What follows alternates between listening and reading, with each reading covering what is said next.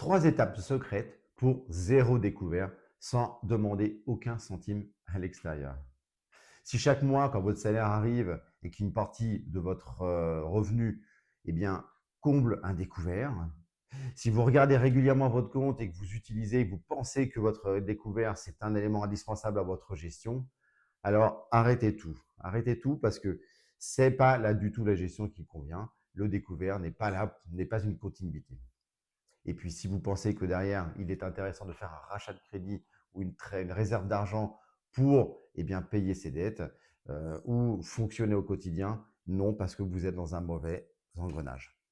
Bonjour, je suis Sébastien, 25 ans d'expérience en banque assurance. Aujourd'hui, coach en gestion de budget, je suis votre meilleur allié pour reprendre le contrôle de vos finances et puis de ne plus vivre avec le découvert et avoir un excédent de trésorerie à titre personnel ou à titre professionnel, bien entendu. Je suis là pour vous amener à du résultat sur la durée. Donc, comme je vous le disais, le plus important aujourd'hui, c'est de pouvoir fonctionner sans découvert, à recréer une épargne. Et si vous êtes à découvert aujourd'hui, cette vidéo va vous intéresser pour pouvoir mettre en place des actions concrètes, efficaces sur le terrain. Je vous ai parlé de 3 étapes. Ces 3 étapes vont être effectivement la prise de conscience, le lissage, la suppression de son découvert auprès de son banquier. Bref, retrouver une vie bancaire et financière saine. La première étape, c'est pourquoi votre découvert est le pire piège bancaire. Si vous avez un revenu de, on va dire, 2 000 € qui tombe, ça marche avec 1 500 ou moins, c'est un exemple. Si vous avez un revenu de 2 000 € qui tombe sur votre compte, mais que chaque mois, eh bien, vous avez un découvert de 500 €, ça veut donc dire qu'en fait, vous avez donc un fonctionnement pour le mois de budget de 1 500 parce que vos 2 000 quand ils tombent, 2 000 moins 500 égale 1 500. C'est donc un piège parce que finalement, vous ne profitez jamais de du plein fonctionnement de votre salaire, des revenus du foyer. Et c'est surtout que ça prouve bien que vous pouvez fonctionner avec 2 000 € parce que vous avez pour fonctionnement et pour peut-être façon et vision de votre découvert, pensez que votre découvert est tout simplement une continuité de votre budget. Et donc, pour vous, vous fonctionnez bien avec 2 000 €.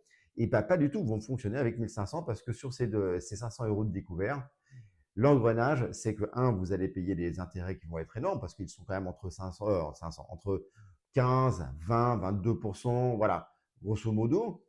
Et si en plus, vous avez un jour, vous êtes au taquet de votre découvert et que nous sommes que le 20 du mois, il reste encore peut-être 10, 11 jours derrière, et qu'un prélèvement que vous avez oublié se présente, votre banque a deux choix. Soit elle l'accepte et elle vous augmente légèrement votre découvert, mais elle va vous prendre des frais complémentaires parce qu'elle va vous mettre des incidents de paiement.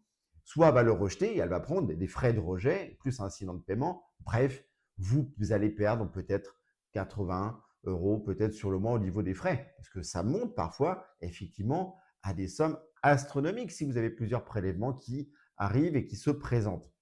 Donc, et parfois même votre banquier va vous proposer d'avoir, vu que votre découvert, vous y êtes au taquet, prenez, souscrivez une réserve d'argent, on va faire un lissage pour le rembourser et vous rembourser à votre rythme. Et là, le piège, il est refermé sur vous parce que finalement, vous allez plus travailler pour la banque, pour payer des intérêts et la faire fonctionner, plutôt que de travailler pour vous au niveau donc de placement d'épargne et préparation de projets d'avenir. Alors, je l'entends dans le sens où le découvert, c'est pour certains effectivement une soupape de sécurité. Oui, mais si vous êtes tous les mois à découvert de 500 € et que vous avez un budget par exemple de 2000, vous fonctionnez bien avec 2000 parce que vous remboursez à chaque fois votre découvert de 500 et ensuite vous allez fonctionner avec les 1500 et hop, comme il y a des zéros, vous allez repartir sur moins 100, moins 200, moins 300, moins 400, moins 500.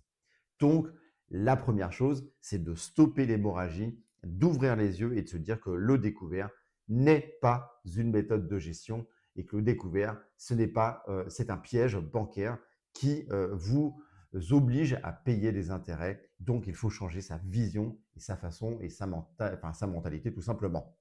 L'étape 2 va être d'isoler en fait votre reste à vivre. Je m'explique. Le reste à vivre, c'est quand vous faites vos charges moins vos revenus, il reste X euros pour fonctionner.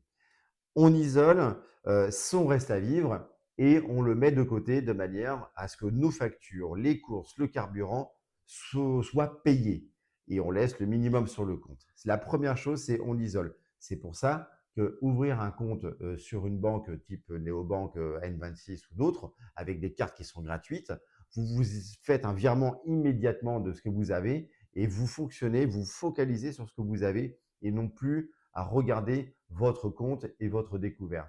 Il faut absolument préserver tout de suite, en urgence, le reste à vivre pour éviter de taper dedans et puis de croire qu'on a encore un peu de sous et qu'on peut fonctionner. Parce que dans la loi de Parkinson, que vous avez peut-être vu sur une autre vidéo, notre cerveau, il est conditionné à dépenser ce qu'il a. C'est que quand il voit une somme, il se dit oui, super, on peut se faire plaisir. Et puis, on a peut-être oublié une petite facture à par-ci, par-là, une assurance habitation à 20 euros, selon la type de logement, hein, bien sûr. Peut-être une envie de se faire livrer un plat Uber, mais du coup, on va payer des frais, etc., etc. Non, il faut soit faire un retrait au distributeur ou au guichet de votre banque et là, on le met, on répartit ça dans des enveloppes en notant ce que c'est dans l'objectif. On va les nommer, on va mettre un nom. Soit on le met sur un autre compte, dans le type banque N26, et on va y mettre des sous-comptes pour dire ça c'est pour ça, ça c'est pour ça, ça c'est pour ça, ça c'est pour ça. Et en faisant la technique des sous-comptes et des enveloppes, vous allez pouvoir retrouver une gestion beaucoup plus saine. Ça n'a pas encore réglé complètement le découvert, et c'est là, au niveau de l'étape 3, qu'on va en fait mettre en place le système des lissages pour rembourser cette dette et ce découvert pour retrouver une santé financière. L'étape 3, c'est le lissage et l'élimination progressive de votre découvert. Comme son nom l'indique, le lissage veut dire qu'on va dédier une somme tous les mois au remboursement du découvert. Pourquoi ne pas rembourser son découvert de manière cash et immédiate? C'est un peu ce que vous faites tous les mois et vous voyez bien que c'est une méthode qui ne fonctionne pas du tout. Dans mon exemple de 2000 euros, vous êtes à découvert de 500, eh bien, vous mettez sur les 2000, clac, vous mettez votre salaire, donc ça rembourse, donc il vous reste 1500. Non, non, non, on va en fonctionner différemment. On va se dire, allez, mon découvert, je vais le rembourser en 5 fois. Donc 500 euros divisé par 5, donc ça fait 100. Donc on va dédier 100 euros par mois dans nos charges. On va lui mettre un nom, une enveloppe, et on va se dire, clac, ces 100 euros-là sont pour le découvert.